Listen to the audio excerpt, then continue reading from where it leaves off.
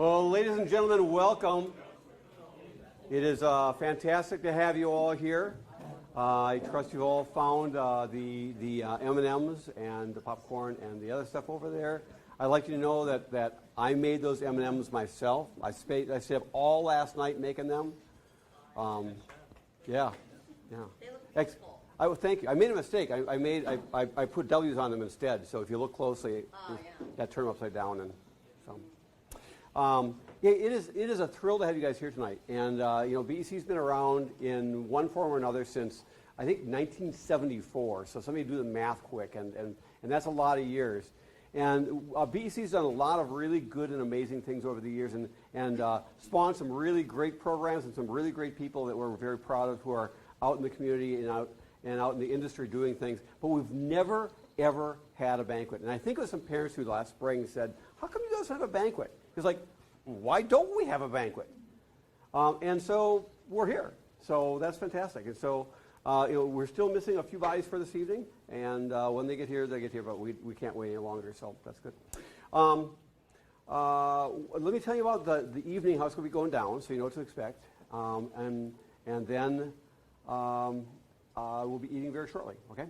So first thing we're going to do is I'm going to give you a quick, for those of you who haven't been around a lot, because I know we've got some people who have not been around BEC a whole lot. We've got some siblings and we had some uncles before, and so like a grandma was going to come. And so we want to make sure people know who and what we are before we get started. So we're going to do a really quick thing of that, all right? And then we're going to eat. After we eat, we'll come back into some program time. We're going to talk about, we're kind of modeling this after what we hear they do at other banquets, because we've never done one before, but we understand what they do is they talk about the year. Like if it's a sports team, what did we win? What did we lose? How did we do? What was cool? So we're going to talk about our successes and things that we're really proud of that happened this year. We're talking about the changes we have in technology, some successes we've had with our programming, and most importantly, especially for tonight, is some successes and things we've seen and growth we've seen in our students, our techs here, many who are with us tonight. And we're going to have a chance to watch a couple of short videos that Cody's put together for us. And toward the end of the evening, we've got some awards here, because we here at banquets, they do awards too, right? So we have, if you hopefully had a chance to look at the handiwork of these thoroughly unique, you will never find them anywhere else, awards that we've got here, with a nod to BEC's past in technology and all that jazz. So toward the end of the night, we'll give those away. And I think we'll wrap up tonight with a fun round of BEC trivia that you all should enjoy. We'll try to get lots of people involved in that. And then you guys are gone. We promise to have you back by Wednesday, for sure. All right? No question about that. Why? Oh, thank you. I have. Yes, thank you. I did. Well, this is the thing. So you've noticed that so I've got several comments as people were coming in about my green shoes here, and so I told. Say it again. Yeah, that's right. I can change them any color I want to.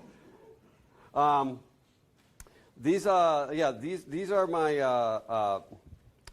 my Chuck Taylors, okay, and for those of you who are of a certain age, you know that Chuck Taylors are called for short what? Yeah, thank you, Chucks. Right. Yes, these are my Chucks. So this is my patented Tux and Chucks look. But where did the Tux and Chucks? I'll tell you where. I was emceeing a music awards thing up at my kids' school a few years back, and my kids dared me. They said, Dad, because I wear my tux. They said, Dad, we dare you to go out there barefooted with your tux. And I said, I'm going to do it. I'm going to do it. I'm going to go out there barefooted. But then I got cold feet. So I put on these and, oh, you got that.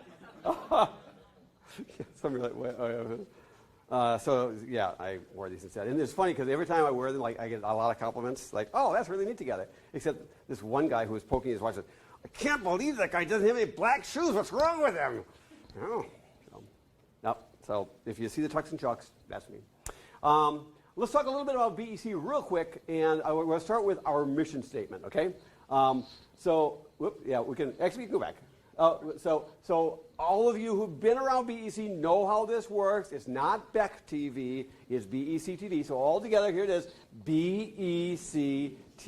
And one more time, BEC-TV. See, it all rhymes. Isn't that nice? That's wonderful. Because otherwise people, if they call it BEC-TV, they don't know how to spell it, and then they can't find our website, which is BECTV.org, which is really important these days that they find our website. So if you ever hear anybody saying it wrong, and you'll find them every day around our place, you can gently correct them and say, oh, you mean BEC-TV? Yes, it's a wonderful place. Okay. So here we have a two-page statement here. What is BEC-TV? BEC-TV's mission statement. Part 1. Provide Bloomington cable TV subscribers with a variety of quality, locally produced educational or school-based programs on channels that are both dependable and professional. And to ensure to actually produce said programs and to ensure their production by providing individuals and institutions with training, tech support, and equipment, which is a mouthful. And it really does a good job of saying what we do. But you know what?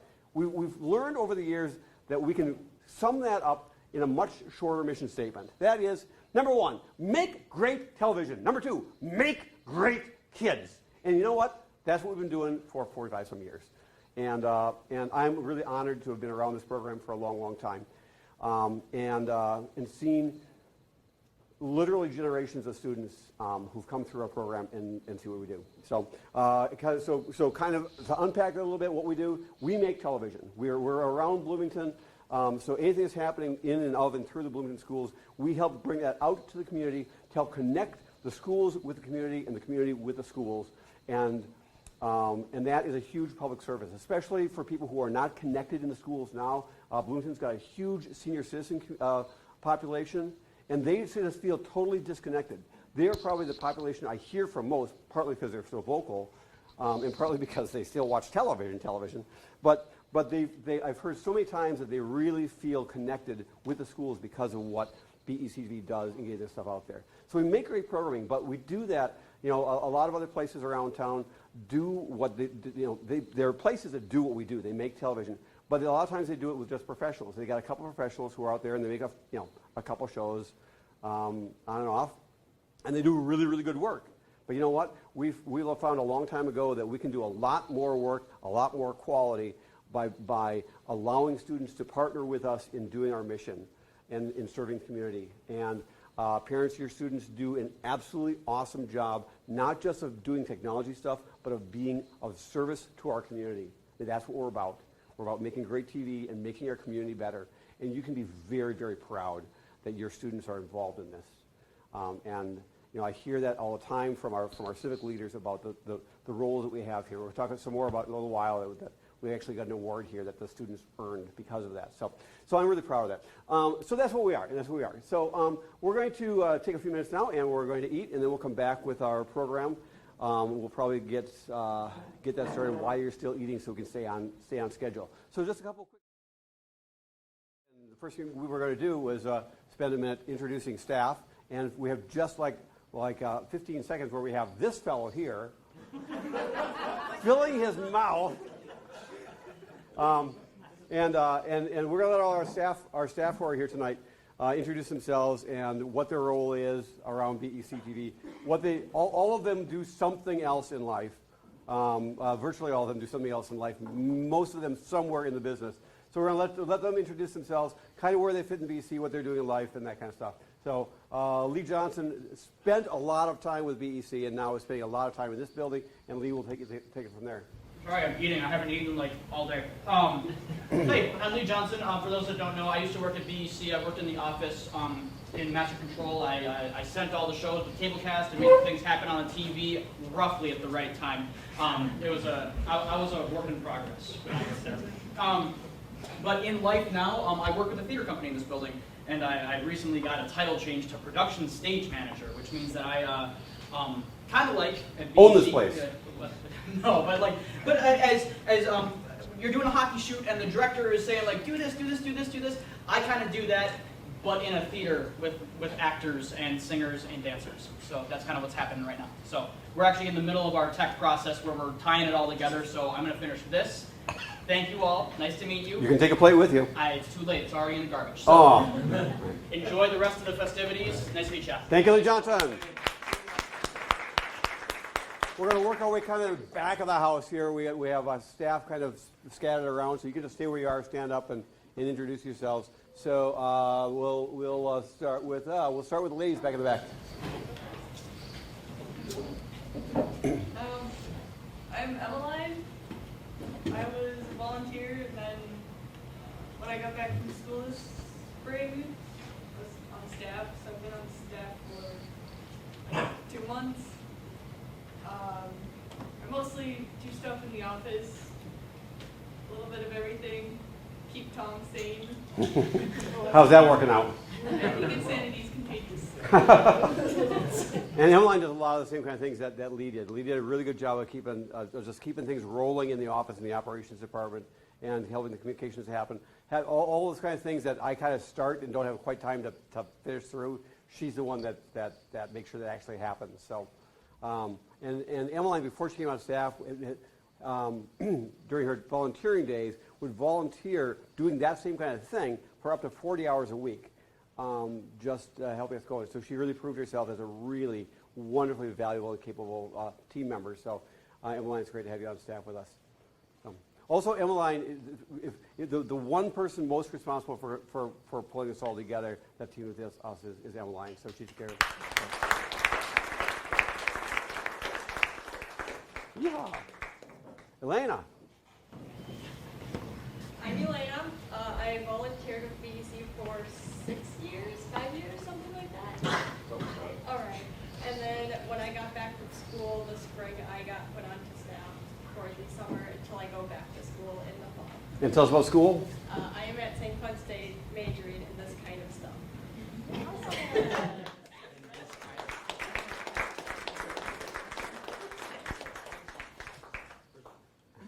And we'll hit the engineers here. B&B. Hi, I'm Brandon McKenzie. I started volunteering at BEC in '97. I was around a little bit before that, and I've been on staff since 2003. So now I'm the chief engineer at BEC. All the technology and stuff that works or doesn't work is because of me, I guess. So yeah, in my alternate life, when I'm not at BEC, I own a company called Z-Play that makes a instant replay system that BEC uses and kind of got created at BEC as well. So one way or another, I'm always kind of doing BEC stuff. And when, I guess, do you have something to add to that, Tom? Tom, what's Z-Play named after? We'll actually be talking about Z-Play a little bit more in a little while, but yes, Z-Play. We'll say that. We'll say that. What did you? Oh, for crying outside! Thanks, Brandon. And Brandon really does. He is amazingly gifted engineer and is a walking encyclopedia of all things technology. And because he's always traveling around the country and around the world, seeing the latest, greatest stuff, he's able to bring best practices back to us and import some of that to us, and also export some of BEC to the rest of the world. So that's cool. Brian Pfeiffer. I'm Brian. Around BEC, I usually go by Fife. Like Brandon, I'm one of the engineers here. He said he'll take credit for stuff that works and doesn't. I'll just take credit for everything that works. Yeah, like Brian said, we just kind of design and maintain and build and fix everything, all the technology we have. When I'm not here, my normal job is I'm a field service technician for a local AV installation company. So we go around and install rooms like this and put in projectors and sound systems and the smart boards you guys have in all your classrooms and TV systems and all that. So I spend my day fixing and maintaining all those. So when he comes back to us, it's like, oh boy, I get to fix more things! Hooray! And I just can never say enough about these guys as a team. They work really well together, and the kind of things, especially over the past few years, we've been doing a lot of upgrades here at BEC-TV. Just virtually every single piece of equipment has either been replaced or is about to be replaced over a very short time, and that's the equipment that's been around for literally decades. and that they're trying to do this quick turnover. And virtually everybody else in town hires that kind of work out. They hire contractors, and we actually have one of those guys who does that right here. We'll talk to him in a moment.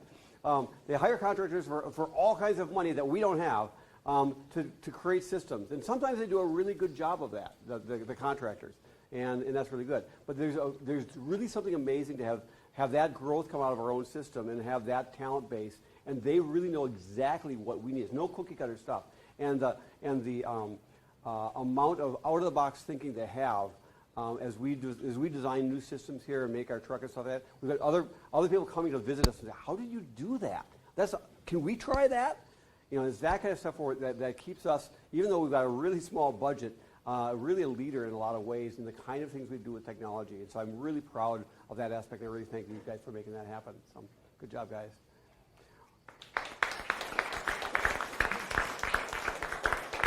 Ryan Hall. Hi, I'm Ryan Hall. I've been a tech since 2009 and have been on staff here since 2014, so like 5 years, 5 and 4 years, something like that. In my day-to-day job as of 2 months ago, I'm a media producer at Eagle Brook Church, so I work with a team of communicators and writers to generate videos for social media and then anything else that the church organization needs. And just so people who don't know this, a quick word about Eagle Brook. How many attendees do you have every Sunday? We have 7 campuses and about 25,000.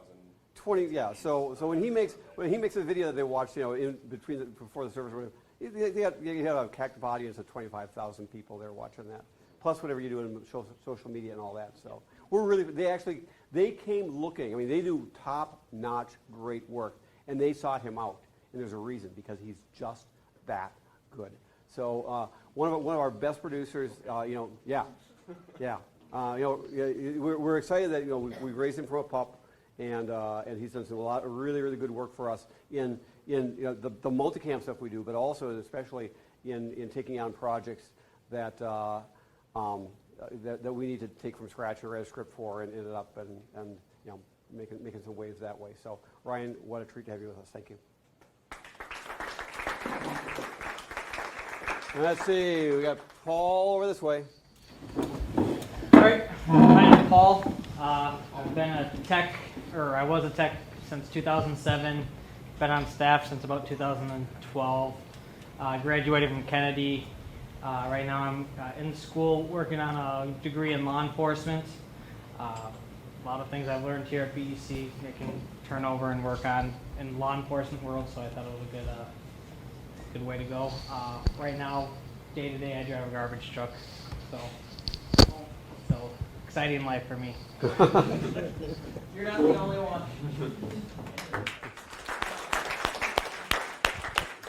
And Paul has been our producer for hockey for a number of years, and also for our inside football program we have in the studio, and just does a really great job. Again, something that we were pleased to raise from a pup. And in case you didn't connect it, yes, these two are siblings here. So we have a brother and sister team on staff. So And there's 4 of them. and You go with their last name. yes, there are. Yes. We'll do Mike Smith. Mike. Magic Mike. Well, yeah, let that Mike come out from behind the camera. As Tom said, I'm Mike Smith. I have started volunteering at BEC, I'd say 84. I've been here a long time. Then I came on staff like around 87, got off and on, went out of town, and been there pretty much part-time, non-stop ever since. Yeah. I'm a producer. I produce most of the shows, or a lot of the shows at BEC. And my full-time job is competition for Life's Company. We do a lot of the big installs. As a matter of fact, I just finished a TV studio today. As a matter of fact, for a bunch of lawyers. They have their downtown. They have a continuing education, and they videotape everything. So that was a huge, giant job with 9 cameras and multi rooms and lots of microphones. And Mike, as he mentioned, has been around for literally decades. 85. You do the math there on that. That is a long time, and you know, this is one of the things that I am so excited about my job, that I get to be around people who've been around for, you know, a year or two, some of the students, and people who've been around for, you know, upwards of 30 years, and the knowledge and the institutional memory and everything else that comes from guys like Mike who've been around. It's nice to have somebody else who remembers way back when to help me remember. Did we actually do that? How did that work? And he's on cutting edge technology, and actually Mike didn't say this, but he also flies around the country doing these installs. He gets asked for by name, like when something goes wrong at someplace in Maryland, they say, we want Mike Smith out here because we know so they fly him out across the country. He figures it out and they fly him back again. So yeah. So be honored to have Mike Smith working with your kids, because I know I am. I think our last staffer we have here tonight is Cody Pratt. Cody. Hi, I'm Cody Pratt. Well, most of the kids know me because that's what I did. I was kind of the intern between Lee and Emmeline. I was all things tech, all things, between the engineers and Tom and everyone else. I was the middleman. I kind of was the glue that tried to keep things together as it fell apart, and then told Tom to fix it. Depending on what broke. Nowadays, I do mostly editing and post stuff, and once in a while I get to hop on the shoot and work with the tech still, but I do a lot less productions than I used to, mostly because I am out in St. Cloud with Elena now. Throughout the school years, I am studying both video production but also technology education, so that I can teach what I'm already teaching here, but in another classroom. So yeah, I think that. I went to school with Ryan Hall when he was going to Hennepin Tech. Yeah. So it's actually. So really yeah. Both these guys went to Hennepin Tech and went to the video program there, and then have been expanding on those educations other places. Ryan just came out of Northwestern. Yeah. And for those of you who are thinking about going into television, St. Cloud is obviously Northwestern is a fantastic place too. St. Cloud is just a gem of a thing that is known across the world. You wouldn't think a little place in St. Cloud, Minnesota would be cranking out world-class TV people, but that's what they do. Yeah, we're getting a yes from the Fox man over here too. So, yep. Ranked one of the top 10 in the U.S. I think. Yeah. So, and right in our backyard, and we're actually really we're proud that over many decades, BEC has been kind of a pipeline of really quality kids who go up there and just take that place by storm, and are basically, they come in there and they say, oh, you're from there, and you do, okay, you're in charge. That kind of thing happens up there. And that's a great reputation to have. So,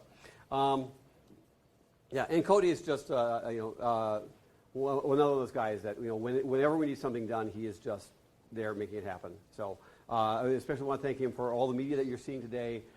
He's been working, doing a bunch of stuff all day at his other job, and then he'll come in the evening and stay until 2 in the morning trying to finish things up here, and get back up again at 6 in the morning and go to his other thing. And so, the BEC way, isn't it, Cody? Yes. And yeah, absolutely. And so he's put together some slides to help go with my notes here, and I had my notes, and I said, can you make some slides for these? He said, yes. And then about a half hour, I said, I changed everything I'm doing. And he's been over there trying to catch up. So what I'm saying doesn't match with that. It's totally my fault, all right? I want to talk we're going to talk a little bit about our technology and some things. We said that we compare this to a sports team or something that had their end of the year, and when we played against Robinson Cooper, we had this great thing in the fourth down. We had we're going to talk about some of the cool things that have happened here this year in our world, and we're going to start talking with technology. And the first and most important thing, and this is huge for us, is that we totally gutted our TV production truck and made it into high def. And Brandon, about how much do we spend on that? Like 400,000 or so? Yeah, I mean, and that's and for us, that is literally, we have spent more money in the past year than we have in the past 25 years. It's just nuts. As I mentioned before, when you move into HD, like everything goes. There's nothing, none of the technology you had works. You can't buy the old stuff off of eBay that Fox retired or anything. you gotta eat all fresh stuff. So, and again, all this was done by our engineering team who conceived the whole thing, and our staff who supported that, and so much help from our student base as well, and some parents as well. We'll talk about that in a little while. But last summer, about this time last summer, we were just going nuts trying to have the new truck ready to roll out in the fall, and it was close. It was close, but it was fantastic. Yeah, this is in typical BEC fashion, hours to spare. So, and if you remember seeing the truck, was it last fall that we had the broken door? That's the one thing we haven't changed, the door. The door is still broken. So. Yeah, do you want to explain that, Tom? No, I don't want to explain that. No, I do not want to explain how. I don't want to explain how the giant garage door and the small service door on the truck had a competition and the big garage door won. Nor how I was driving the truck at the time. I will not explain that. No, thank you. Thank you for asking. What? What about the other time? The other time? You mean which time I knocked off the doorknobs? I knocked off one door. So this is true. There's one award we don't have up here tonight. We were trying to. It's called the Silver Doorknob Award for who knocked off the most doorknobs. So, but in fairness, the door has a tendency to swing open when you don't expect it to, and it just kept getting clipped off on things. So because Paul and I drive it the most. That's why we're the ones breaking it. So the other guys are off the hook. I've never broken it. Yeah, you hardly. Yeah, well, okay. That's right. You'd have to fix it. Along with our truck, which we're really proud of for doing our big stuff, and that's got five high def cameras in there, and just all kinds of is a really great tool to work with that allows us to do small things. We can go to Olson Middle School and do a little concert, or we can go down to the not the Metrodome. We could go down to US Bank Stadium or the Target Field or something, and do a really good shoot there as well. It's just a really good adaptable big truck. But there are a lot of times where we either have multiple things going on at once, or that it's just not a thing that'll work for us there. And so we rolled out some other technologies this year to do some multiple cam stuff.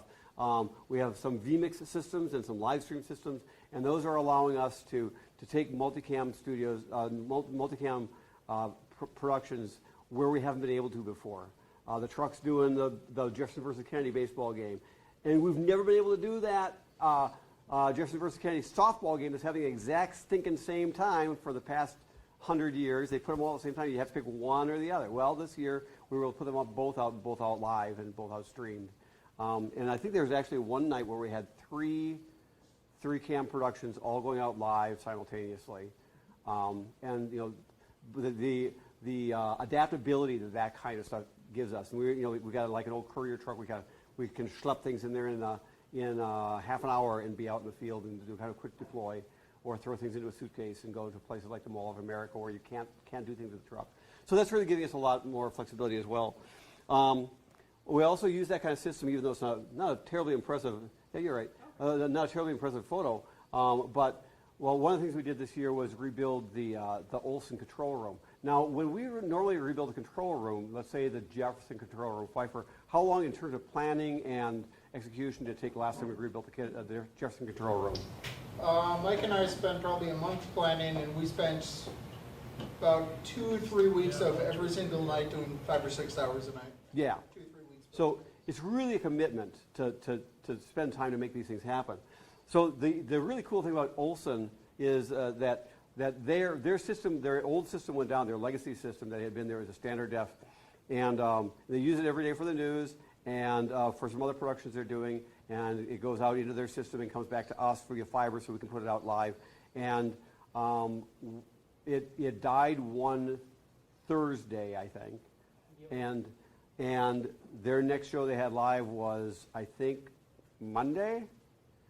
And over the course of 2 or 3 days, we took that place, got it all the old equipment, put in brand new stuff, state-of-the-art stuff. So now it's all high def. It works with their legacy equipment for getting out into the school, but also streaming as well. And we did that over the course of 2 days, and for a grand total of $18.74. So just by being creative and seeing what kind of resources can we pull in here to make this work here, and literally I had to buy one cable that I wasn't able to find somewhere else. So that worked out quite nicely, and they're very, very pleased with the system. It works out great. But it's that kind of thinking around BEC where if you would have gone to Alpha Video or something else like that, it would have taken months and it would have taken thousands and thousands of dollars. And so it was neat to be able to do that, just because we think outside the box. This is another great story. I love to talk about how at BEC-TV we have a history of saying if we have a need that's out there and what we need is on the market, but we can't afford it, or it doesn't quite fit our needs, or it's just not, it's not there, we just make it ourselves, okay? And we'll talk about that some more in some other instances we've got here at BEC. But that happened again. It hasn't happened for a while, but it happened again here at BEC. And we're just really proud to have Zach with us tonight. And Zach, we have a, when you're watching sports, you see the little sport clicker up in the corner that's got all the box that's got all the downs and the scores and all that information that keeps on changing.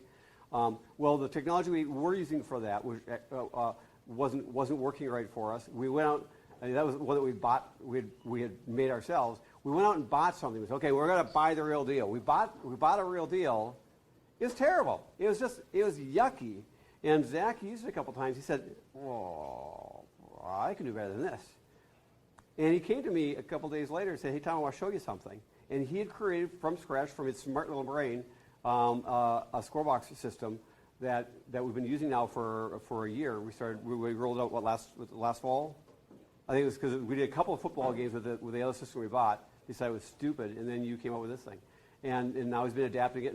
And it's really one of the nice things about having your own homebrew engineer is that when you need something, it's not like I will submit. You ever make a suggestion to Google?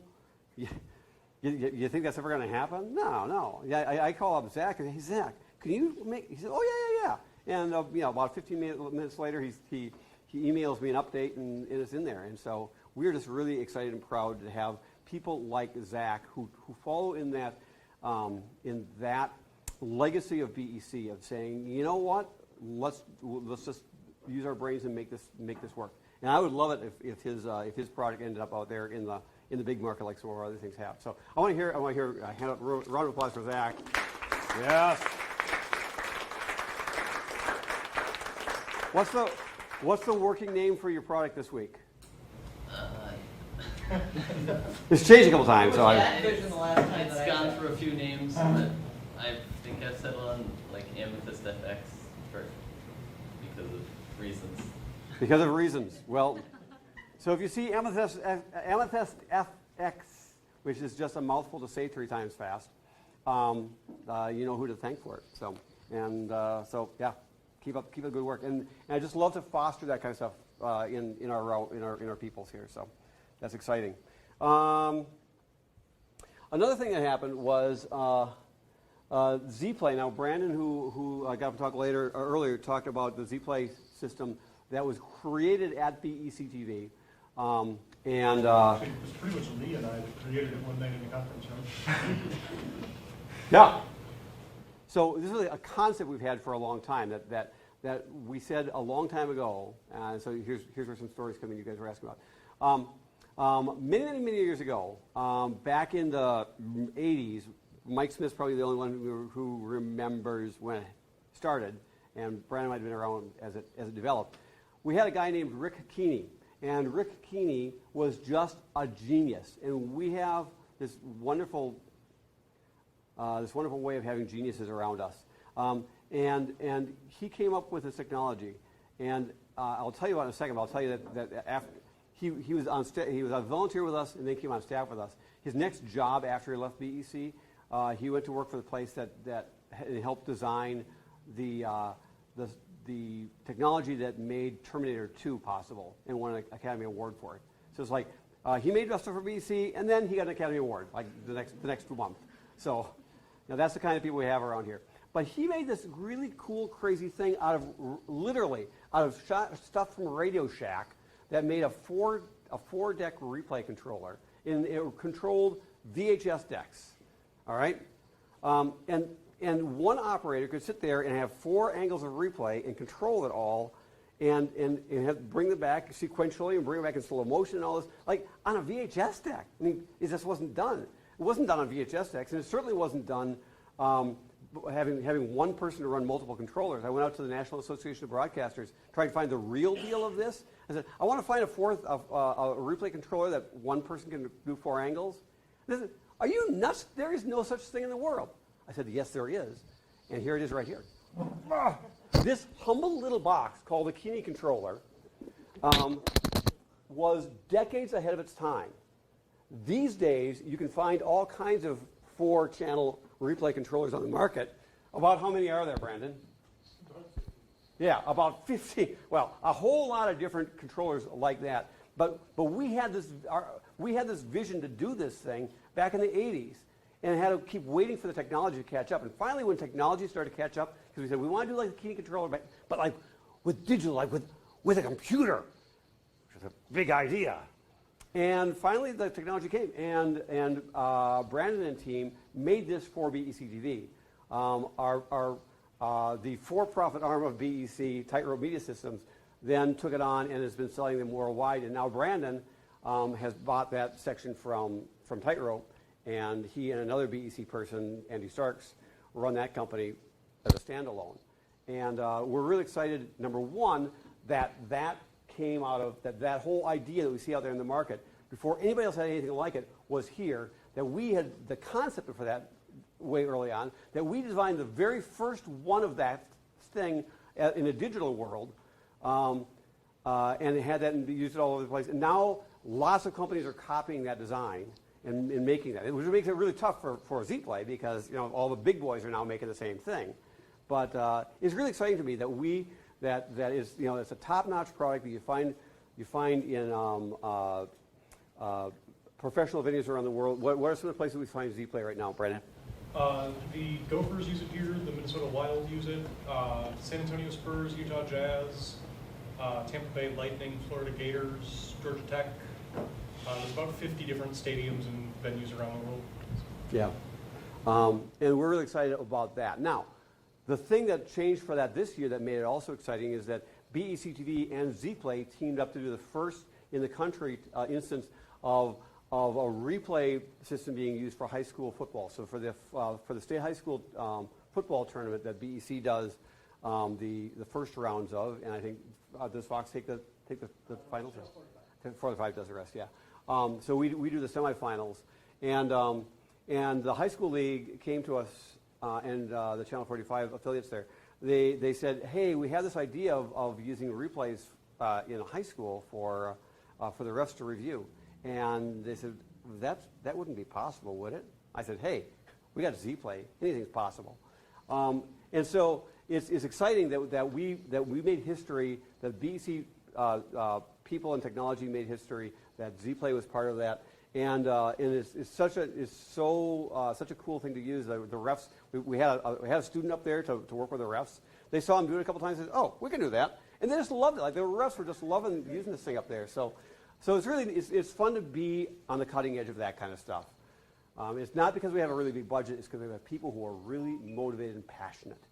And that's the thing. That's the thing that makes us, the passion that comes around BEC. It's just fantastic. I'm going to stop talking, and we're going to roll a 3-minute, about 3 minutes. This is a chance to see each of you guys and our colleagues and stuff in action over the past year in different times and places, making things happen. So enjoy that. Should I turn the light off here, or are we good? Yeah. You want to get that behind you?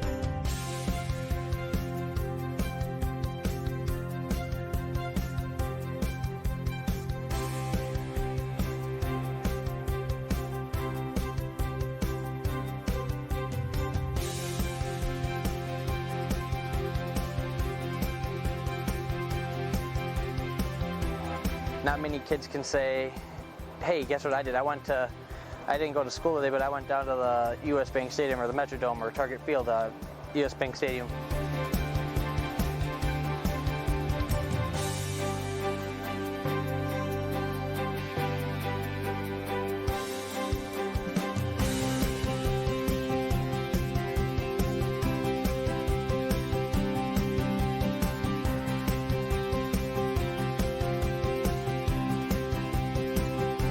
To be able to teach you and then be able to teach the new people who were me, basically, at one point in time.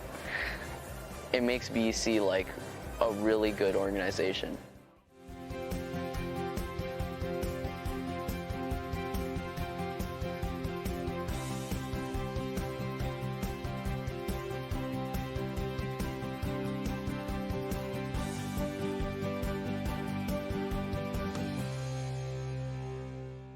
I want to talk a little bit about some of the program we've done for the past year. And we'll try and move along faster, and I'll try and tell us stories. The one thing that they were talking about there that really excites me, that is a story I love to tell over and over again, is the way that our students team up and do the whole thing for the football state football playoffs down at the U.S. Bank Stadium, where we've got our truck down there. We're producing how many games? 14 games over 3 days, which is amazingly grueling, plus all the setup and all the tear down. And everything that goes into that is just remarkable. And the dedication we see from our students who make that happen. And for me, it's very, very cool to be in that venue. It's very, very cool to have our truck parked right next to the same truck that was going to do the Super Bowl this year. And to have their guys come over and borrow tools from us. That's fun.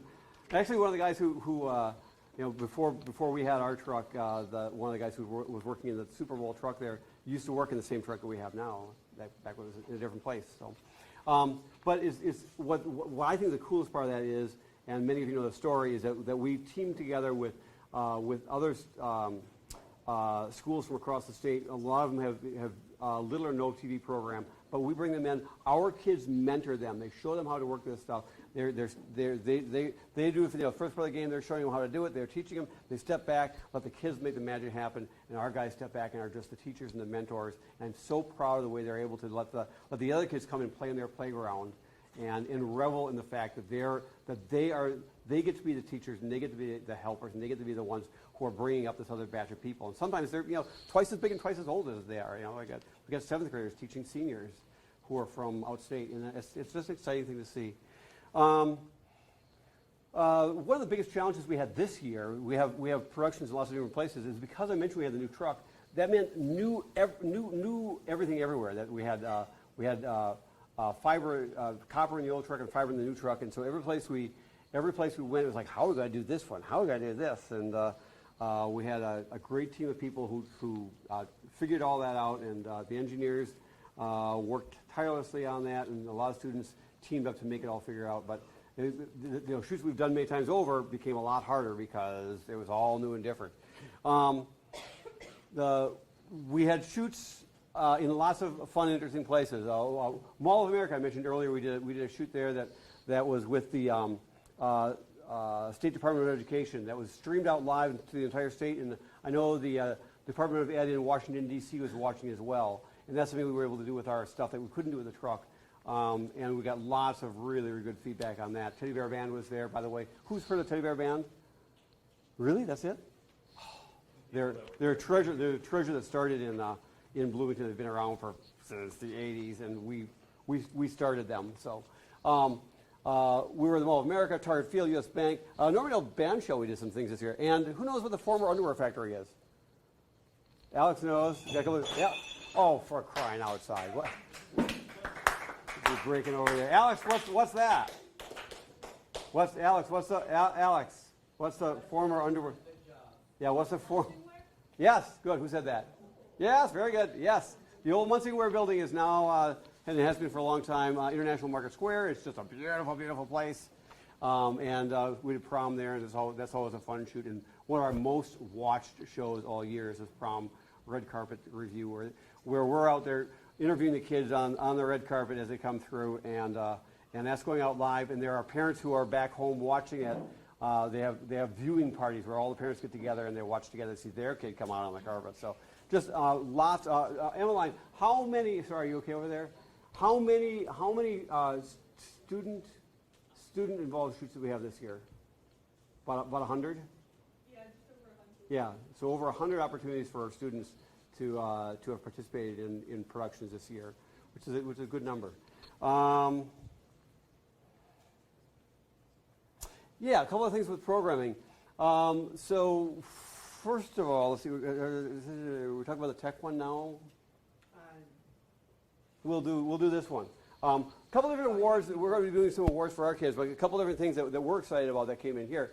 One is that we got a Northern Lights Award here, and that's from the Minnesota Association of Government Communicators, or MAGIC as they call it. So we got a MAGIC Award, and we're proud of that because they represent a statewide coalition of all kinds of people who create media of different flavors from the entire state, and we got a very nice award for a program that Ryan and I produced last year on the 100th anniversary. Ben helped with it too. I'm sorry, and Ben, thank you, and a few other people, but yes, sorry Ben.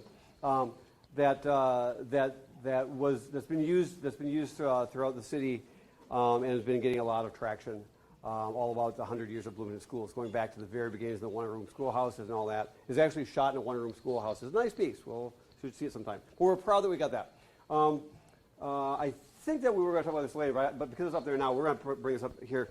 One of the things that we're as I mentioned early on, we're really proud of the students who are with us, not just because they are really good, technically solid people, but because they are good people who care about their community and care about people around them. And that was recognized by this award from Bloomington United for Youth. Every year they have people who do good in the community get awarded. This year, Carol Campa, the Kennedy principal, submitted the BEC-TV volunteers to the BI organization to say, hey, these guys do amazing work and have been doing it for a long time.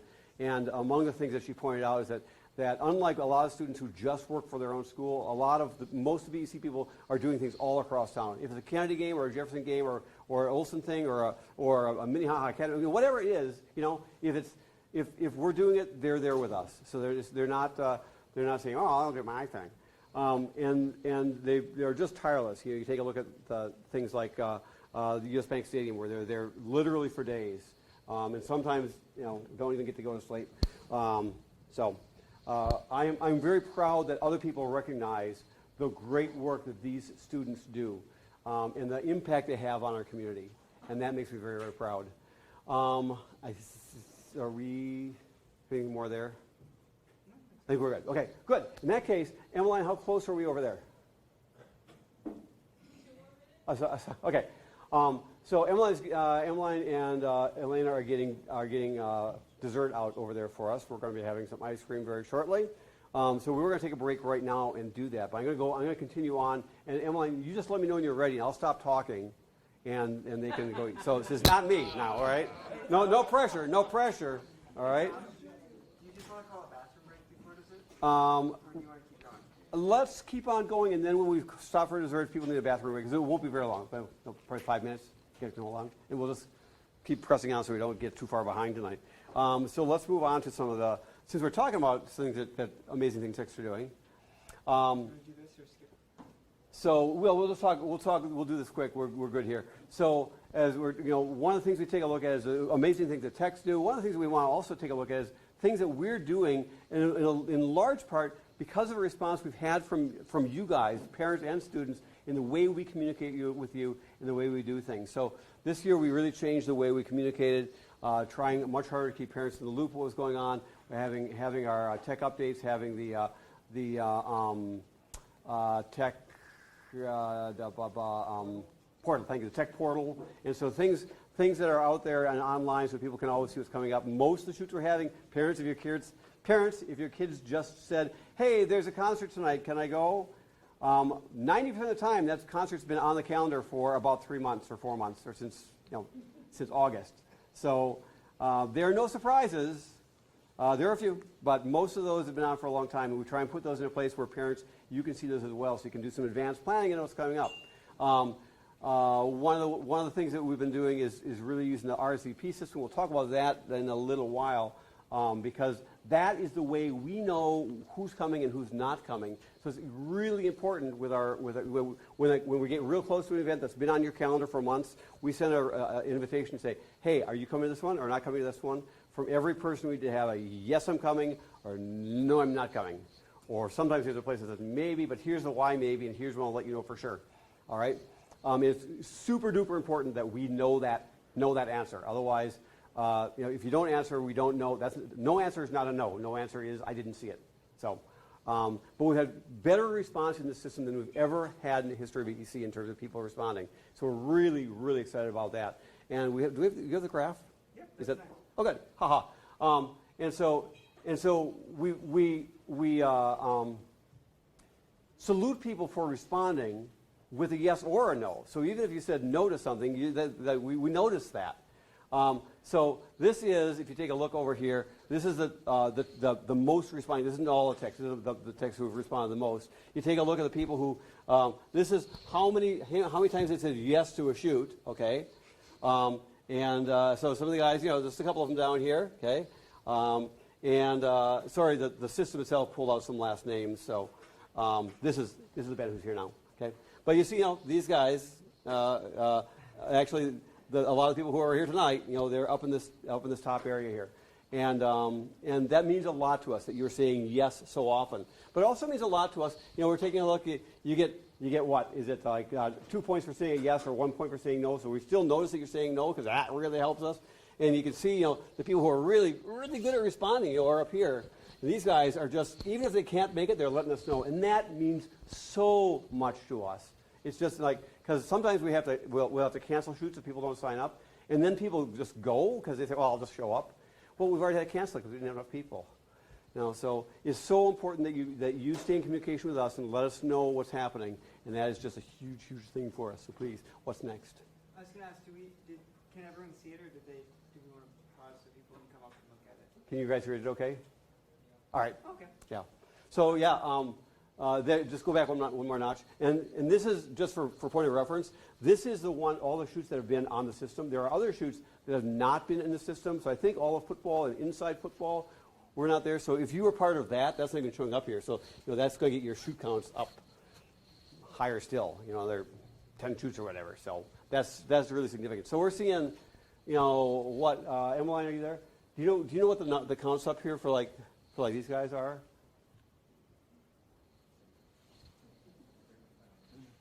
I know that Alex was at 39 and Jack was 35. I don't know if that includes football. Yeah, and I think it wasn't including football. Like 35, 40 shoots. That's significant. So you guys, really, that's huge. That's the kind of stuff that we love to see because as anybody who's been around BEC for a while knows, the more you do, the better you get. The better you get, the more you can do. The more you can do, the more fun you have. The more fun you have, the more you come back. It's just this wonderful cycle. So come to shoots. Really, come to shoots. Being on the basketball team but never going to a game doesn't buy you much. So I'm getting a thumbs up from the ice cream table back there. So we're going to take a couple-minute break, have you guys cycle through, and I think we're going to restart again before everybody gets their stuff. So I'll shout, and then we'll kind of, because we want to try staying back on time. We've got a couple more things to take care of. When we come back again, we're going into awards. Yeah, we can jump to that. No, you know what? I missed a couple more pieces of this. Yeah, there's a couple of Here's what we're going to do. So we can keep on moving, but number one, if you need to use a restroom or something, just feel free to get up and go ahead and do that. But we'll kind of, Paul is going to help you guys figure out which table to go one at a time. If you can go backwards to how you were served before, go get your ice cream and then sit down, and then the next table can go. And then we won't have too many people up there at once. And I'll just keep on going so we don't get too far behind. Does that work for you guys? All right, that's what we'll do. So you guys are last table, right? So go get some ice cream. And is there any instructions we need on this? All right. You can go. We have a Google Doc filling for this for notes? Yes, there. Yes, at the bottom of the banquet page. Okay. We should do table numbers next year. Yeah, good idea. All right. Let's go. What's next? Parents. Yeah. Among the things that have really excited us this year is that we've had more parent involvement than ever before. And then, we explained this last fall that it's just kind of been the ethos of BEC is that we really work with the students and the parents haven't had to be involved at all. We have parents come to us and say, no, really, we want to be involved. And we've heard that. And we really appreciate the fact that we've had several parents who come and help in a lot of different ways. From in some ways, just some of it's just giving us good advice, saying, you know what, you should think about doing this. And we really take that to heart when we hear things from parents. And part of it has been really, really tangible things like football dinners. All this whole football season, we had a nice, delicious hot meal provided by different parents each week. Some parents did several. Raise your hand if you're in this room and you did the football. Yeah, how many did you do back there? I just did one. Oh, I thought you did. Yeah, you did like 2, 3, 4. Yeah. Yeah, really. No, honestly, because that is such a gift you give to all the people who are part of that crew to be able to, there's just not a way we could do what we do in production and not have the food, because the kids are there from 3 p.m. until midnight, and they need some food, and we don't have downtime. So it's really, really a wonderful gift. We've also had several people who have helped us on the technical end. We've had people like, we saw some pictures before of Brian Foz. Brian is one of our tech, Evan's dad, and he works full time in the business, traveling around the country doing stuff. We've had David's. Where's David? David is, where are you, David? There you are, David. David's dad came like when we were doing the truck, helped us do a bunch of soldering and stuff. Yeah. It was really helpful because he was, we just had more soldering than we could possibly get done, so he was doing it, and because that's what he does professionally, and it was also there side by side teaching our students and giving them those skills as well. Max's dad here has helped us at some of our big venues. This spring he was down at Target Field because that's his stomping ground down there with Fox Sports North, where he's operations manager. And so he's out there playing ball with the big boys every single day, and helps us learn better ways to do things. We're down there setting up and said, "Did you ever think of trying it this way?" It's like, "No, but thanks for suggesting it." And giving us equipment to use and things like that. So things like that have just been so wonderful and helpful. So if you're a parent and you've got some skill set or some ideas or whatever, we love ideas, we love your help, we love your input, we love the fact that you are part of our family, and that means so much to us. So thank you, parents. This year we had a record number of student producers. Student producer works side by side with our staff producers, and in some different our major productions. So for football season, Ben was our student producer, and Ben did work with the staff each week as we prepared for the game. He was there on site, helping lead the kids and coordinate that, just doing crew assignments, helping lead the pre and post production meetings, and really taking a great leadership role in that. We love it when we help facilitate leadership, because that's the kind of thing. I love it when people come out of here as good technicians. I love it all the more when they come out good people in good parts of society, and leadership is such a big part of that. And we love to see that leadership developed here. And he also brought in, Ben is big in Scouts, and he's got all kinds of leadership skills there. He brings back to us and helps share that with the other students. So that means a lot to us. Alex, for our hockey season, he was our student producer. One of the first times we've had a student producer for hockey. And We had an effective one. yeah, okay, we can say, yeah, we can say that. The first time we had an effective one. So sometimes things really work well, and sometimes not as well. And Alex really did. He was really engaged in helping make each game each week be the best it could be, and working with the kids and inspiring them, and working with the technology and giving staff all kinds of ideas, and really did a fantastic job of helping us raise the bar of all those hockey games. And about Such a new theme music rack for BEC, because we've been using Satriani from the 90s up until now, without consent from Satriani or We had to. Yeah, we've used it so much now he has to ask permission to us to use his own stuff. In the spring at Target Field when we were down there, Evan Foz was student producer for that. And again, first time we've had a student producer in that role, and it made a huge difference for staff of him taking on those things. And that was the first time he'd been in that kind of role. Everybody, really said he excelled at that. And the way he worked with us, as a liaison between the students and the staff and the people from Channel 45 and all the rest was just really outstanding. And it's just it's great sadness that he is he's graduated now and gone. But it's exciting to us that he's down at St. Olaf, St. Olaf. And down there, he'll be doing some television stuff too. So that's his gig down there. They found out about him, and they said, "We want you." I said, "Yes, you do." So so student producers, great job. We're proud of you.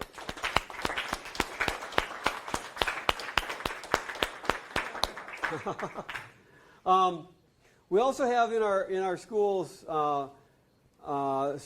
student engineers that help us. They're kind of our eyes and ears in the schools because our office isn't where Kennedy is or where Jefferson is, and so it's really great to have students there who help facilitate that and help us understand what their challenges are, what their needs are when things go down. So the student engineers are kind of the eyes and ears of us out in the schools and help us know when things are going wrong. They're also the firemen. So when something goes wrong with those systems during the school day, we're not there, but those guys are. So they get pulled out of English class, whatever, and they say, "Can you come make this thing work for us?" And so Ben's been that guy at Jefferson for the last couple of years. I know Nora's done some great work there as well this year, and so Nora, we appreciate that as well, and the great work you do in stepping up and helping keep that place going. Unfortunately, right now Kennedy doesn't have an operational studio that the school is using because they stopped their TV class after it was going on at least in the early 80s, maybe earlier. So yeah, I think back in the 70s. Now this year for the first time they don't have that. So Alex was pretty much that when Alex was at Kennedy, was the last one there. So we did a really good job of that. So student producers, great. Our student engineers, great job. We appreciate that great work you do. A couple other people that we want to point out, and I got to say this, that one of the reasons we haven't done this kind of thing is that I was afraid that once you start naming names, you're going to forget somebody. And so I want to apologize right now. There will be people who have done amazing and great things for BEC that I'm not going to remember all the time, and just because we're not putting your name up and your face up right here does not mean we don't appreciate it. And if you feel like if you did something that we didn't recognize, you come and say, I did this thing, and I'll say, oh crap, and we'll make sure you get on there next time, okay? Because we're serious about making sure that we know that we appreciate the great work you do. But three other people who've done some amazing things here we want to talk about is David Little. David's with us tonight. David did something that we very rarely see. We see a lot of our students who are working with us in the field doing production on the multicam productions, and that's great. That's kind of our bread and butter. That's not really David's thing. He's done some of that, but where his passion is editing. And so he would come like every Tuesday at the station and come and just start cranking out shows for us. And that was so helpful for our operations staff to have these shows. We have shows that we make or shows that come from the schools that they make that need some buffing up to get ready for air and stuff. And David was just really wonderful coming in and doing that. And he'd just come in and we talked through what needed to be done, and he'd do it, and it was fantastic. So David, great job on that. Thank you very much. I already waxed eloquently about the amazingness of Zach. So Zach, you get your picture up again, but that whole Zach box thing is what we're talking about there. And I did mention earlier, Emmeline is on staff now, but she spent all of this past year up until late this summer as a volunteer, and just a super duper amazing volunteer who would just do anything we asked of her and just kept on giving and giving and doing and impressed us so much that we just said, we got to hire you because you don't find people like this very often. So I think she is like up in the sky creating a storage space or something. So she's great in the office. She's great wherever we need help. She's just fantastic. So Emmeline, thank you very much for all you've done. So. I don't see anybody up at the ice cream bar, so whatever table's next, as soon as you see that empty, just hit up there. And you know what? If the next table is supposed to be up there isn't up there, jump in line. Just get up there. Just keep that ice cream going. We've got a short 5 minutes. 4.5, 5 minute video we're going to roll now. When we come back from that, we're going to be doing our awards. All right? So work on, keep your eyes and ears on this. I'm going to turn the lights off for this piece. Ice cream wise, I think that there are some dairy-free options up there too. So if that's your need, we got that covered up there. All right?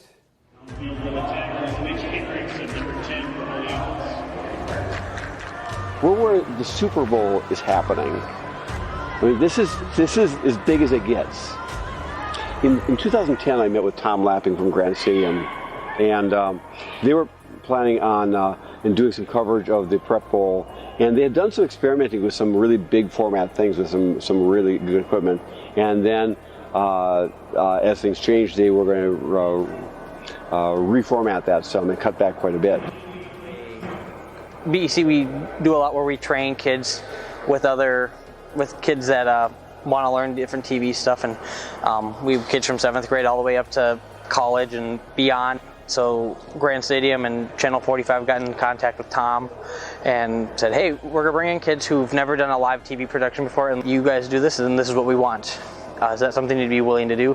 I said, yes, we're very interested in doing it, but not in a small way. If we're going to do this, I really want to do this big. I want this to be something that makes a huge impact on the students we have in Bloomington, on the students who are on the field, on their families all across Minnesota, and the people watching everywhere. I want this to be an event. I want this to be bigger than what they expect.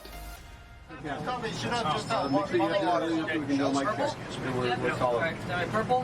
students are mentoring other kids from around the state who are coming in. We have kids as young as 12 who are working with high school seniors and teaching them how the techniques of quality television.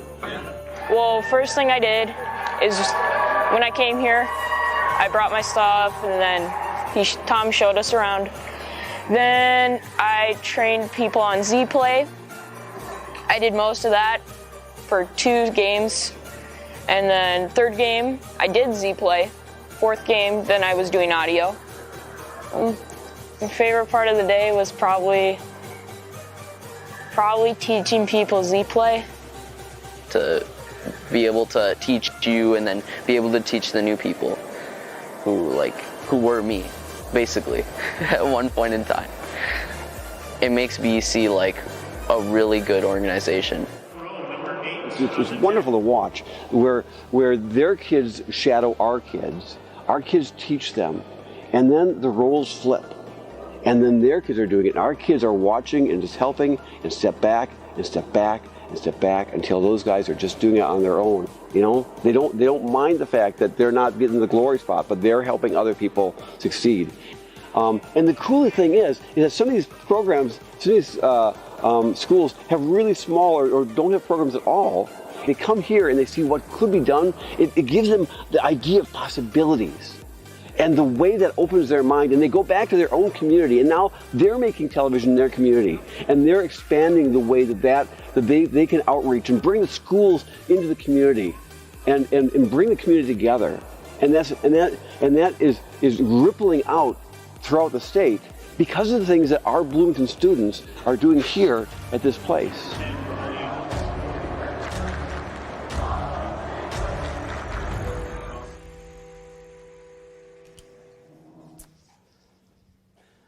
So the first time you have an awards thing, you have all kinds of questions and answers, like do we give awards for certain things, or what do we do, and what are they going to look like? Do we go to the trophy store, or what do we do? So BEC being BEC, as I think most of you saw on the way in, we had our own take on what a trophy is supposed to look like. So we have these unique, one-of-a-kind trophies here, lovingly made by Emmeline because she just does everything. And behind that little white piece of Post-it tape are names of students who are getting these awards. Now, again, I want to emphasize that we're putting names on things right now and saying you are awesome. But I really want to emphasize that, you know, I'm so proud of every single tech we have and the great work you do. And I'd love to think that the people who get their names on there, they're kind of the ambassadors. They stand up for the rest of the techs who are here. So whether you see your name on there or not, know that the sentiment is that we love all of you guys and all that you do, and really want to encourage you to keep on doing more and keep on learning and keep on coming back and keep on doing more stuff. And that we can, you know, there are a few people who are here tonight that we really want to kind of hold up and say, you know, these guys really did an especially awesome job. So we have what we kind of narrowed down. We started with like 12 different awards or something. We said, that's just ridiculous. And so we narrowed it down to, I think, 4, and one of them actually getting 2 different awards. So let me just tell you, I'll tell you what the awards are, and they're coming in no particular order. So it's not like we're saving the best for last. I mean, these are all equally amazing and important. But we have one called the Golden Screwdriver, okay, and that's going to the people that we really saw did a fantastic job of helping in this rebuilding year, helping us find ways to make the most of the technology we had, to team together with our engineering team and really make this huge rebuild that we've had going happen, because our staff couldn't do it alone. It's really about that. And some students really took a leadership role in one way or another on that. We have another one called Rookie of the Year. That's for somebody who's a first or second year tech that's really, we're seeing they've just stepped up in a huge and amazing way that has just kind of put us all in awe. We have the Tech Choice Awards. That's the one that all you guys got to vote on. That says, you know, from our standpoint, from staff, we see a certain set of things and qualities and stuff in people, and you guys may see those same things, but probably have a chance to see people in some different ways. And the way they interact with you, the things that you see that you admire in them, and you had a chance to vote on those. And we'll talk some more about that before we reveal that one, about how that all came happened. And then the last one we have is called the MVT. You've all heard of the most valuable MVP, most valuable player. MVT is most valuable tech. So somebody that we identified that said, this year, this person made a huge difference. BEC would not be the same without this one person, and we really need to, you know, just hold them up and say, you know what, you're just thinking awesome. So all of these were decided on by staff who have a chance to work with you guys in different capacities over the course of the school year, and there was a lot of discussion. I mean, there's some people who really advocated for some. You know, we all saw different things, and it was really fun to be together with staff and hear all the great things about each of you guys and say, you know, you weren't there when he did this thing, and when she came and did it, was just awesome. And so they see these things, they notice them. I hear these all the time. I love it. After nearly every shoot, staff gets together. There's a little secret for you. We talk about you guys all the time. We do. And I love it when so much of that is just really good, positive stuff, and it almost always is. So, yeah, we notice these things. So let's do this. We're going to start. We have 2 Golden Screwdriver Awards tonight, and I think what I'll do is, rather than try and give you a mysterious lead up who it is and say, and this person did this, and then say, oh, who could it be? Well, a lot of them are, you kind of figure it right off the bat. So I'm just going to tell you right away who it is, and let them get it, and we'll make sure that we'll do one at a time. Okay, we'll do that one first because it's closest. And so our very first, and we'll make sure we have take a moment for photo ops here too. Our very first ever in all the history of BEC Golden Screwdriver goes to, that's just drum roll, yeah, thank you very much. Goes to Zach. And I mentioned, I don't need to tell the story again because I told you before about Zach in the box. He did there, you know, the Zach in the box.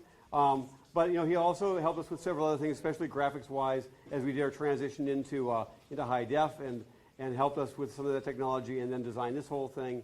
And we love that. I mean, that is the kind of thing that just makes me giddy. That's the reason that I've been at this job for many decades, and it doesn't get old because of things like this. So congratulations. Proud of you. You can make a speech if you want to. Don't feel like you have to. I don't really have much to say. Thanks to all the people here, especially all the staff and all the people who taught me stuff, because I came here only like, 3 years ago or something, and I just started doing more shoots, and yeah, so thanks to all the staff and everyone who taught me, and thanks for this opportunity. You're very welcome. Hold on. Do you need to do it? Do we get a good enough photo stuff? We're good? Okay, good.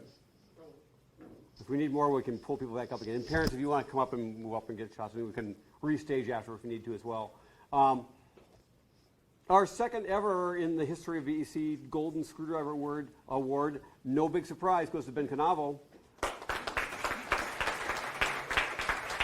Again, Ben was the guy. You know, we had a lot of people who helped out with the truck and stuff, but Ben was there more often than any other, probably more than most of our people combined. Was there night after night after night doing running cables and soldering stuff and screwing it together and teaming with our engineers and stuff like that.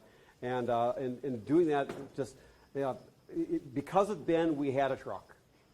And then, plus all the other stuff he's been doing all year and his work at Jefferson and all that. So, Ben, congratulations. Proud of you. Thank you.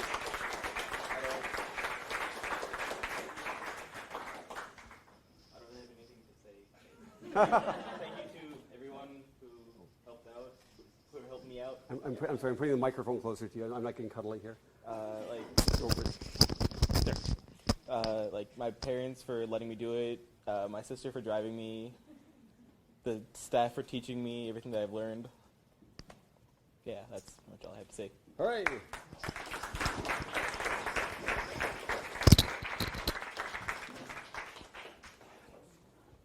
Our next award goes to Rookie of the Year. We had a lot of new people start that last year, and so there was some tough competition because we had, I think, a record number of brand new people start. And again, we're so excited and proud to have each and every one of you here and what you've been doing. But this one really for staff, while everybody has done great things, one person was just bowled us over with the frequency that he was here, and I think that you guys all know this too because it was a name that came up over and over and over again in the Tech Choice Awards as well, and that's Jack Click. Jack.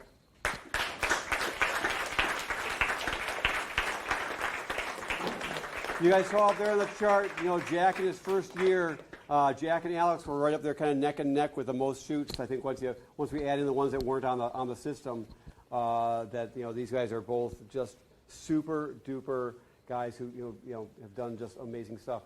Jack, people just love working with you, I can't count how many shoots you rescued this year because you were there, and this guy's such a fast learner too. I mean, he whatever we throw at him, he's welcome to. He says, I can do that. I can do that. Normally ENG handheld stuff, you don't start doing that until you've been around for a couple of years. You got a little more heft to you. He had a couple opportunities to do it early in the year. He loved it. We loved his work. He does it all the time, and that's we don't see that in the seventh grader. But Jack's not your typical seventh grader. So Jack, we're so proud to have you with us.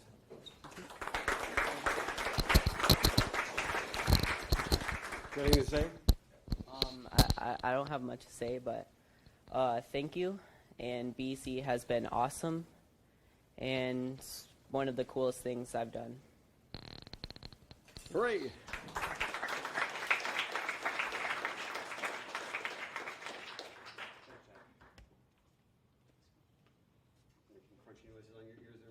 turned it down. Okay. And we have one. Oh, we have two more. Almost jumped the gun here. I think the next one we'll do is a Tech Choice Awards. And again, this is the one that, you got it there? Yeah. This is the one that you guys voted on. All the people, not only those of you who are here, but also everybody who responded and said, they couldn't be here because they were out on vacation or whatever else. So the way this worked was that everybody who RSVP'd to this event with a yes or a no had a chance to vote for 3 people. They were ranked, and so your first vote got 3 points, your second vote gave a person 2 points, and your third vote, third choice, gave the person 1 point. Okay, so that's how the points were done. Of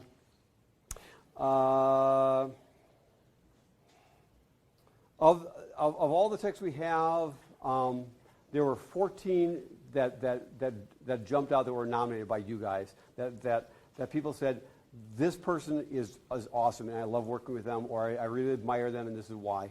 And so there were 14 of you who got votes, and that really says a lot about who you are in your character, in the way you do the work, and the passion you bring to your work. So be really proud about that. But I got to say that the person who ended up winning, we were kind of afraid there would be a tie or something. We were just amazed to see it was like the second place winner. There was really close, really narrow there. Some people who came really close. But the first place winner really honestly got it by a landslide. And that person, unfortunately, is not here tonight. That's Evan Foz.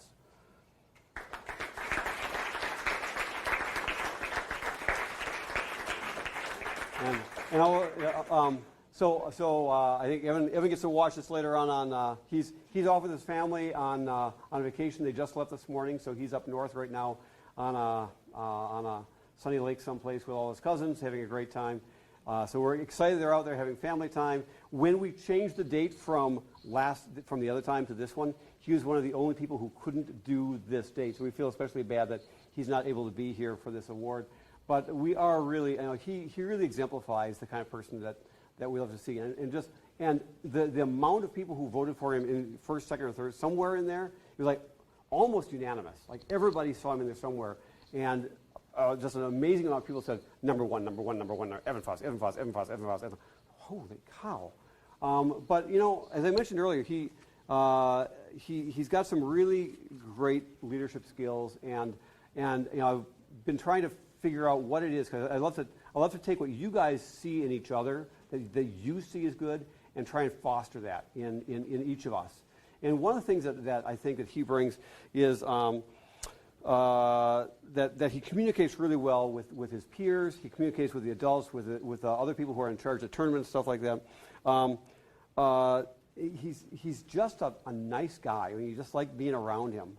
But his leadership style is really interesting, and that's something that we teach around here at BEC. And some people call it servant leadership, and I call it power under. And it says this, that if I'm in charge, it's not my job to say, you do this because I say so. It's my job to lift you up and help you do your job and give you the skills. And if you're bigger and better than I am, I feel fantastic. And that's the kind of leadership that we saw Evan Foz bring into his role. That's one of the reasons we put him in charge of baseball. But also we saw that throughout the year. Anytime he was working with students, as a senior, even though he was in his first year, he was a really quick study. But his leadership skill was so wonderful that he would find all the new students and come around them, make them feel comfortable, make them feel home, and teach them skills and be there for them as much as they needed, and just make them feel great. And I think that you guys all saw that, and we saw that too. So Evan Foz, wherever you are, congratulations, my friend, that you've earned this. And why weren't you here? So here you go. Oh, wrong one. Oh, wrong one. Oh, that was close. There we go.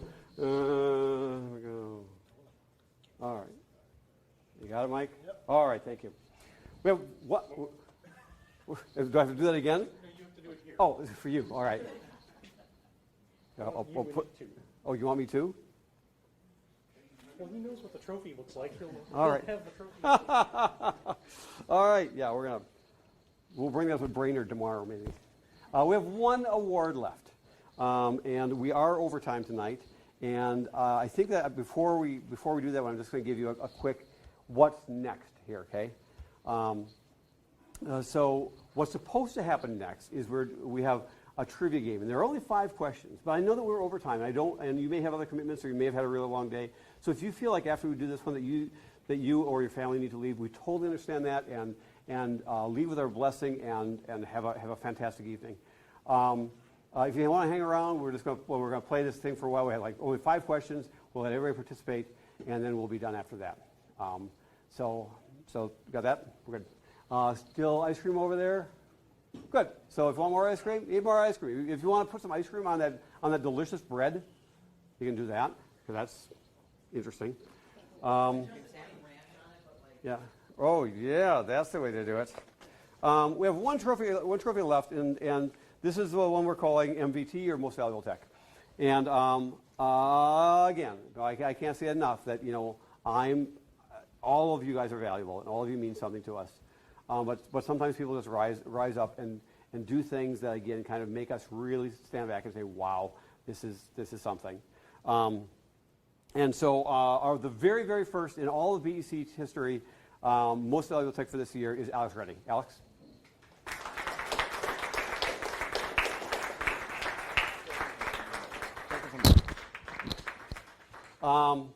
If you've been around, Alex has been around for what, 4 years now? Yeah, going on 4 years. Yeah, about 4 years worth. Started at Kennedy, and has done lots of stuff. One of the exciting things about Alex is that he's just as comfortable behind the camera as he is behind the microphone, and has really been a great addition to our productions this year as we've migrated him more in front of the microphone.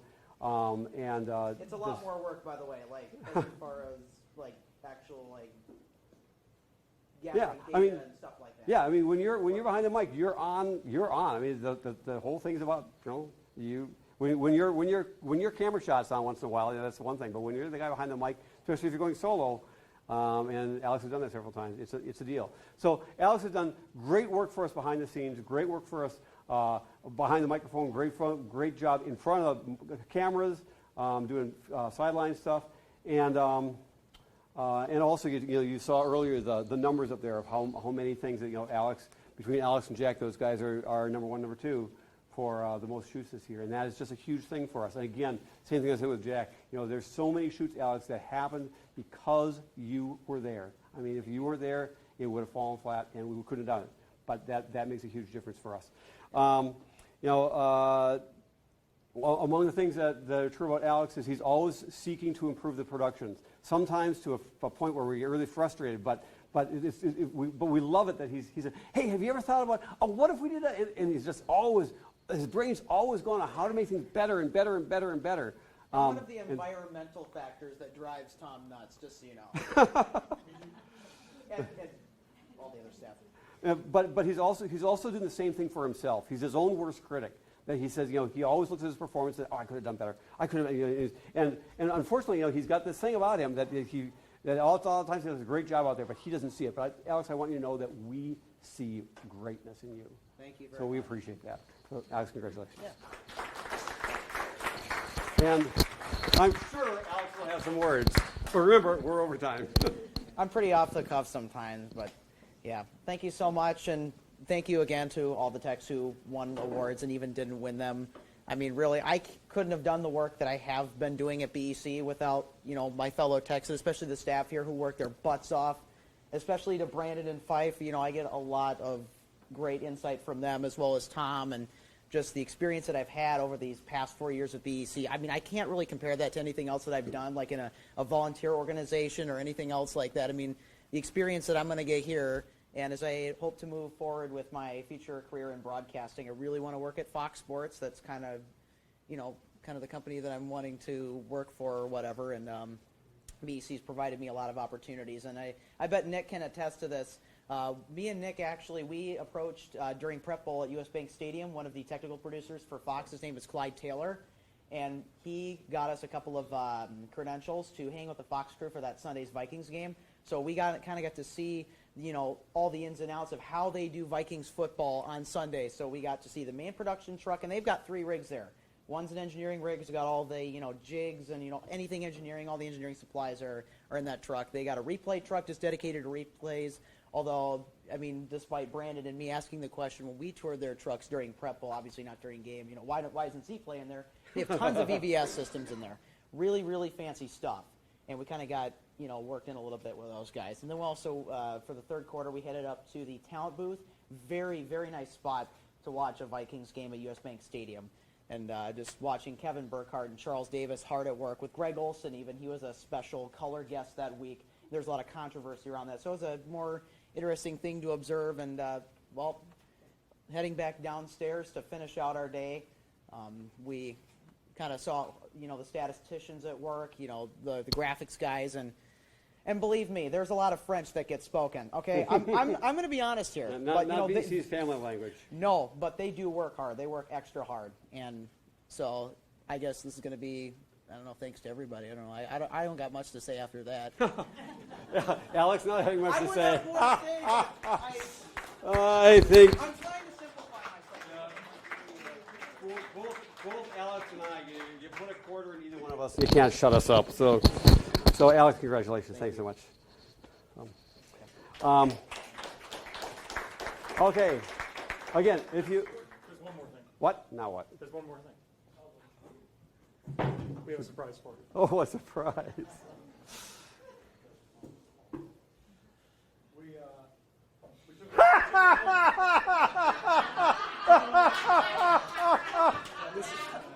As you see, this dent here is from where it hit the garage.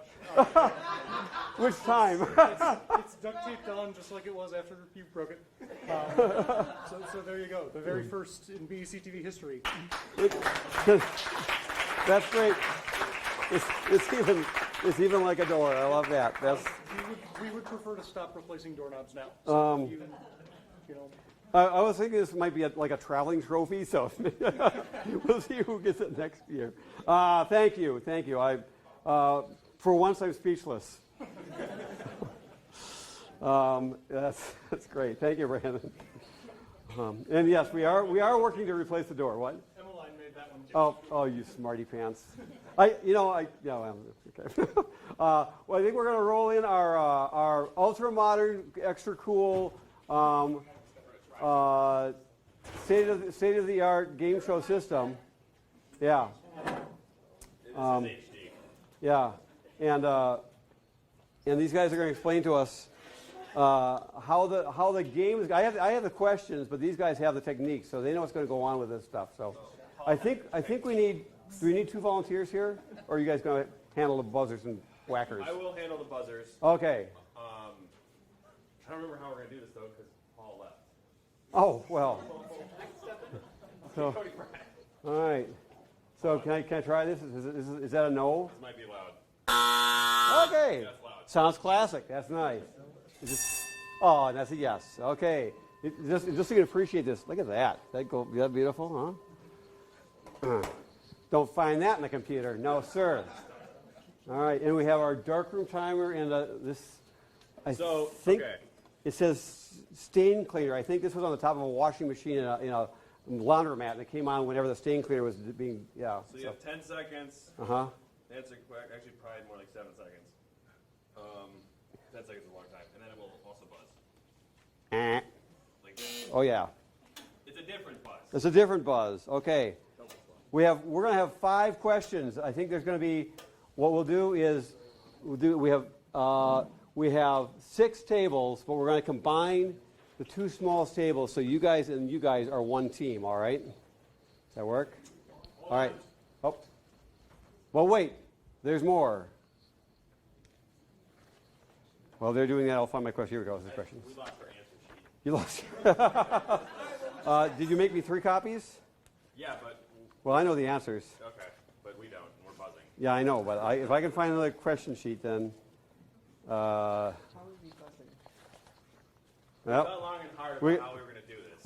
We got 3 copies. I can only find 1. I'll let you have it. There you go. Okay. That's all you get. Okay. Whoop. Okay, I got that. Okay. All right. So what we'll do is we will ask a table a question, okay, and you can converse amongst each other, and then you can shout out your answer. If you don't shout your answer within the allotted 7 seconds, you forfeit. All right. And then somebody else can steal it. How do they steal it?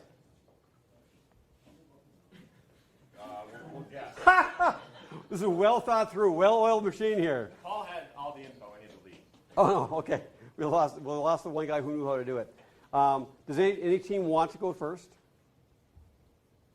All right, these guys want to go first. All right. Here we go. Oh, my goodness. And just so you know, none of these are like technical questions where you need to like be like have worked around the equipment or anything.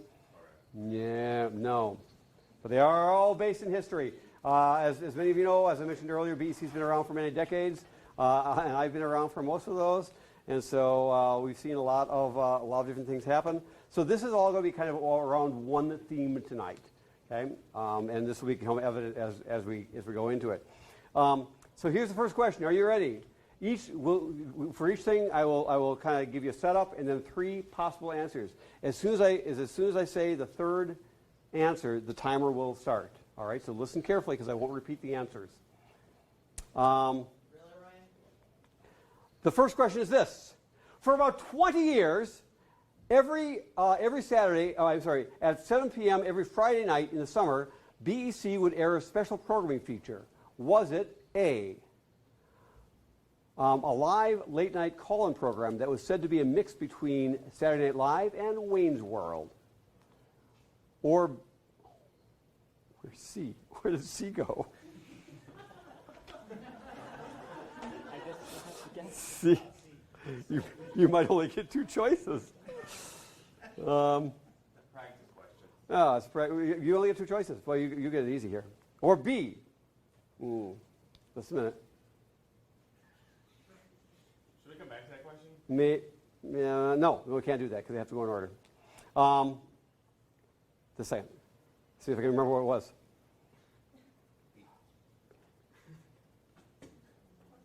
Oh, I know. I know what it was. Yeah. Okay. Was it?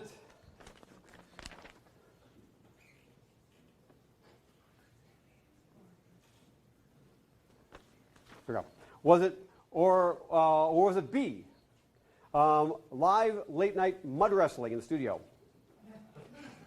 So A, live late night call-in show between Saturday Night Live and Wayne's World, or B, live late night mud wrestling, or C, a request show where people could call in and ask for whatever program they wanted right then and there. A, B, or C? A. Oh. Yeah, people are saying, wait a minute, I know that program. You're talking about Why Are You Up? Yeah, of course. You know, and for those who don't know, Why Are You Up was around for, this is like a trick question. Why Are You Up was around for 25 years, the second longest running, as far as we know, live late night comedy show on television in the country, following only Saturday Night Live, until we went on hiatus a year and a half ago. And it may come back again. But here's the thing. It says it was at 7 p.m. every Friday during the summer, and this was at 12:30 p.m. all year round. Oh, see? Clever guy who writes these things. No, that was not the answer. So there are 2 left to say we want it. Is this the way it works? Do I give them the answer or do we give it to somebody else? Let's give it to someone else. Well, give them the answer. We're running out of time. Well, yeah, we'll give them the answer. Are you ready? So the answer was, do you guys want to guess? It was not mud wrestling. We did consider that, but it made a mess in the studio. So, no, it was a request show, and people would call up every Friday night from all summer long, starting from 7 p.m. until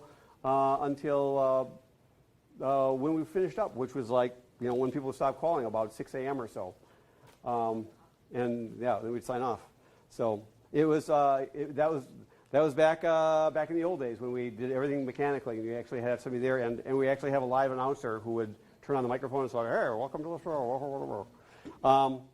And now we're going to kind of dig deeper in this whole thing. So we know there was a request show. The second question is, what was it called? Who's our next table? Oh, Nick says his table. Okay, Nick. Oh, wait, are you guys together with you guys? Yeah. Okay. So Runnings and you guys, you're together.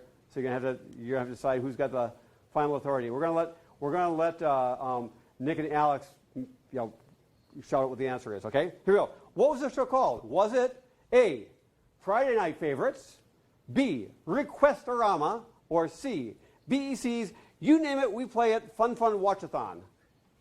Go. Friday Night Favorites, Requestorama, or BEC's You Name It, We Play It. Oh no! You didn't. Oh, you said B? Okay. And the answer is B, Requestorama. Good job. Yes, for a whole lot of years. And we had a microphone there, the Golden BC microphone. We'd turn that thing on, and we'd bring up our slide, and we'd say, how'd it go? Anybody? Mike, you remember? You're watching BEC-TV's Requestorama. It's your chance to call us up and let us know the shows you'd like to see. From sports to school board, from music to melodrama. If we want it, we'll run it right here, right now on BEC-TV's Requestorama. And, huh? we could do that. It went on. In the old days, we would get like 50 calls a night. Of people wanting different shows. We could only run, they run in real time, and so, if somebody asked for a football game that ran 3 hours, well, people had to wait for 3 hours till they could call back again, and they couldn't stack up requests, and you had to call during that time, so we knew you were there. So, we'd have people like call every week trying to get theirs in. So, it was fun. Mike, you did that a lot of times. Yeah. It was fun. Yeah. And we did actually have that going on for many years, the same time Wire Up was going. So staff would be running back and forth between trying to support Wire Up and then come back and say, from sports to school board, from music to drama, hold on, fix that for you. So, next question. Who's the next table? Who wants to be next? Okay, you guys are next. Here we go. What was the most requested program in Requestorama's history? Was it a student-produced program called The Puberty Zone? This was back in the 80s. Star Trek, The Dumb Generation. Or the Kennedy versus Robbinsdale basketball game that Kennedy won in a buzzer beater when a Robbinsdale player, in his excitement, accidentally dunked the ball into Kennedy's basket. A, B, or C? Go! C. And the answer is not C. Although... do other people want to guess? Can you shout out your guesses? Who thinks B? B, the Star Trek, The Dumb Generation? Who thinks A, The Puberty Zone? Your hand. This is correct. It was a student-produced one-time show that the students actually made. That was just about the trials and travails of being young and growing up, and might sound like it was dirty, but it was not. It was very cute and innocent, and people just loved to watch it, and it was just. Kids being kids. So, it got like 10 times more requests than the next one in line. I don't know why it was so popular over all those years. Fourth question of 5. What table's going next? I'm seeing you guys move. Okay, here we go. One young boy called late one Friday to request a concert that he had been featured in. Was he interested in it because, A, he sang a lovely rendition of Frank Sinatra's I Did It My Way and had the audience in tears? Or was it B, during a trombone solo, his slide flew off and hit the piccolo player in front of him? Or was it C, as he stepped up to the mic to do a vocal solo, he opened his mouth wide and puked? Go!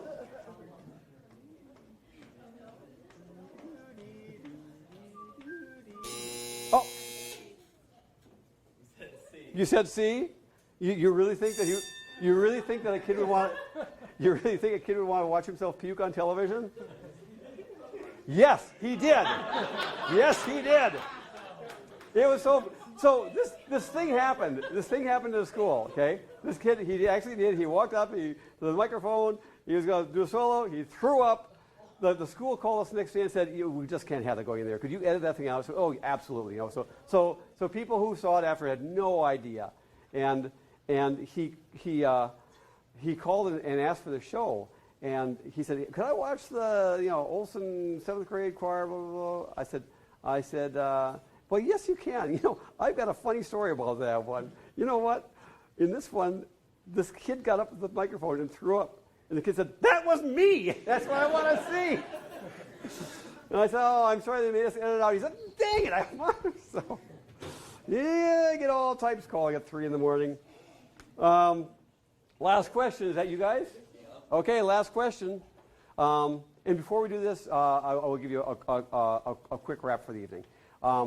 Number one, thanks all for being here. Number two, thanks to all the people who helped make this happen. Number three, you guys are awesome. Number four, in the fall, we got all kinds of cool stuff coming. We're not going to talk about it now because we're so far over time, but keep your eyes open on your emails and your texts and everything else, and make sure you see that. And did I miss anything important? Good. Then just find people next to you and say they're awesome. Find staff, say they're awesome, because we're just lucky to do all this. Last one, and then we're all done for the evening. The show went from 7 a.m. until we got too tired, or from 7 p.m. until we all got too tired and went home, which I said before is no. Usually after the sun came up. To keep viewers calling in, what was something we did to build some excitement? A, we offered prizes to callers, including once a Dodge station wagon that actually ran.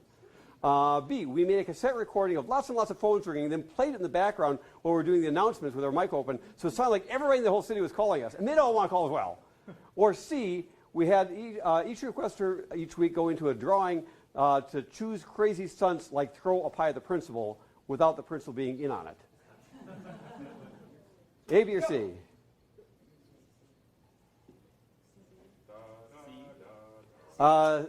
We would have loved to throw pies at principals' faces.